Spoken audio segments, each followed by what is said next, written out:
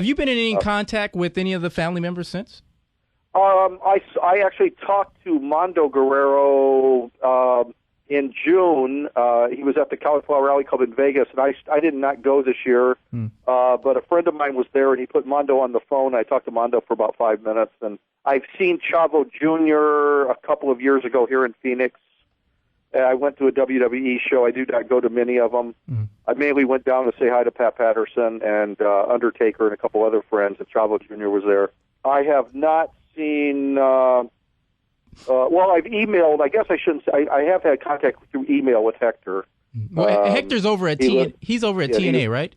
What's that? He's over at TNA, right? That's right. Yeah.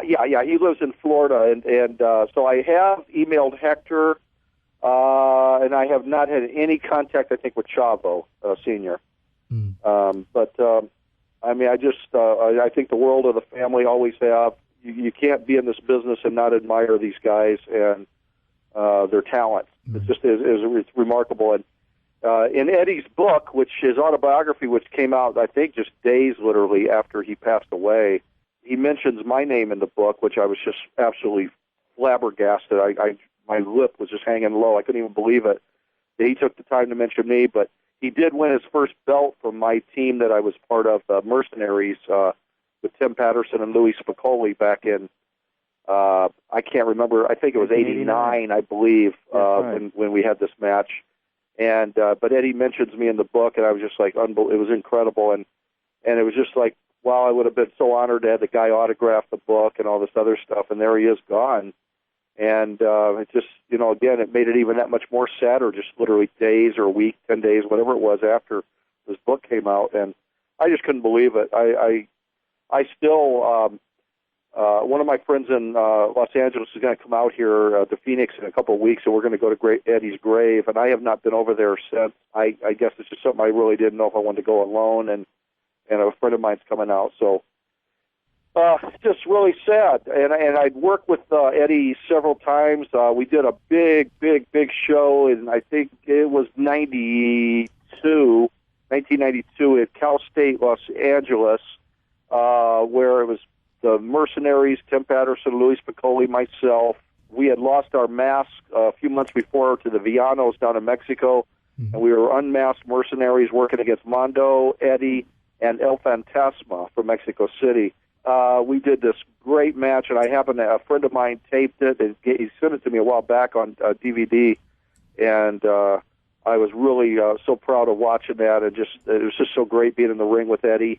And that night, and then worked with them back in in '89 too in San Bernardino, California. We were doing tapings for Red Bastien and Carl Lauer, and Benjamin Moore had started a promotion called Win. It was, I don't know what it was, Wrestling International Network or something like that.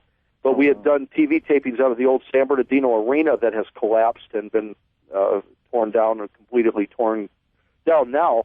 But that building had a lot of history, and I worked with Eddie several times doing tapings there. And actually, my partners then for the Mercenaries, we were masked mercenaries, wearing these army fatigues and all this army mask and camouflage mask. And my partners were Ricky Ataki and the Angel of Death were the Mercenaries partners with me then. And we worked against Chavo, Hector, and Eddie. I don't think Mondo was with them. I think it was Hector, Chavo, and Eddie, and it was again some of Eddie's first matches.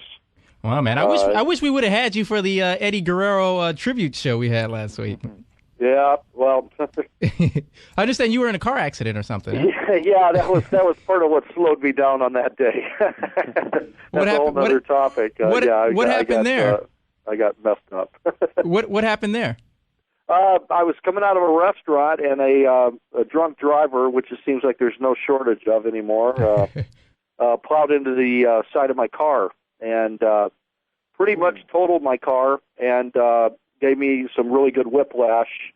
I'm very lucky to even be on this radio show right now. Yeah, man. But I've always seemed to have survived somehow, and I guess it was not my turn to go. It was only the second time I've been in a car accident in my life, and been pretty fortunate. in that respect. Well, we'll hold it right there. You're listening to Obsessed with Wrestling Radio, OWW Genesis, OWW Radio. Nick and Kenai. We're joined with Bill Anderson. We'll be right back. OWW Genesis, Obsessed with Wrestling. OWW Radio on OWWFan.com. It's Nick Anthony and Kenai Andrews, and joining us is Bill Anderson. Go ahead, Kenai. Well, you are a tough guy, Bill. You've gone through some adversity in the past, as you said. Yeah, there's been a little adversity here and there, you know. I guess the greatest adversity is divorce. But I do have a beautiful 19-year-old son, and he's doing great. He's a college kid in San Bernardino area, and you know, and I'm still friends with my ex-wife, so that's some form of adversity. But you know, surviving in the wrestling business is tough all by itself. You know, I was not a major name in the business by any means, but I tried to keep my name alive, working for a lot of different independent groups and working for the AWA in Vegas, doing their TV tapings for ESPN, and working WWF tapings for many, many, many years as either the Black Shadow the White Shadow or the Black Knight, had different names. Some as Billy Anderson, years and years in the mid '80s, I did that, and then later I was ring announcing for the WWF all through the West Coast, sometimes from Denver all the way to Honolulu, and so they put me under a mask on their tapings and worked against every big name there was, from Savage to Demolition to Big Boss Man and Shawn Michaels many, many, many times. Wow. Bret Hart. Worked against all of them, all the greats. Will we see your son in the ring? No, never. Never wrestled him, never put a hold on him, never, ever encouraged him to want to wrestle. I just didn't think it was the direction I really wanted him to go, and I know a lot of fathers want their sons to follow in their footsteps. Mm. My son's more of a musician type, and he's not so athletic, although he used to play soccer a lot. I just didn't want to encourage him to mess his body up like I'd mess mine up. And I figured life's tough enough without doing self-destructive things to it, like being thrown around the ring and hit with chairs and all the other crap that goes with that. Well, what's his name, Bill? His name is Audie, Audie. I named him after Audie Murphy, the most decorated man in World War II. Yeah, that's decorated right. Soldier. One of my heroes growing up, and my wife and I agreed at the time to name him Audie, give him a name to be very proud of, Audie William Laster, which is my real last name. And oh, wow, that's so I'm going to see Audie on Thanksgiving weekend, and I'm looking forward to that. That's great. Now, you mentioned your ring announcing as well as the training and your wrestling career, but there's still a huge part of your career that we still haven't talked about, and that's your Hollywood career. How did that come about? That would have been probably through Red Bastine, who was the president of the Cauliflower Alley Club. Now it's Nick Bockwinkel, but Red Bastine was a great influence for me. I met Red when Red was working as an agent for WWF in '83, '84, when they first expanded out to California, when Vince went national. I met Red Bastine, and Red had a lot of connections with a lot of people. He had done a couple of movies himself in the '70s. He'd been in the background of some wrestling-type movies. He was, I think his name's in the credits of I knew I shouldn't have brought it up if I didn't know the name of it.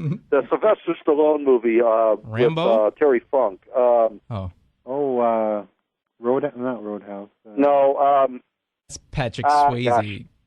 Well, anyway, Red's done some stunt work, and he had some Hollywood connections. Well, he got involved with a movie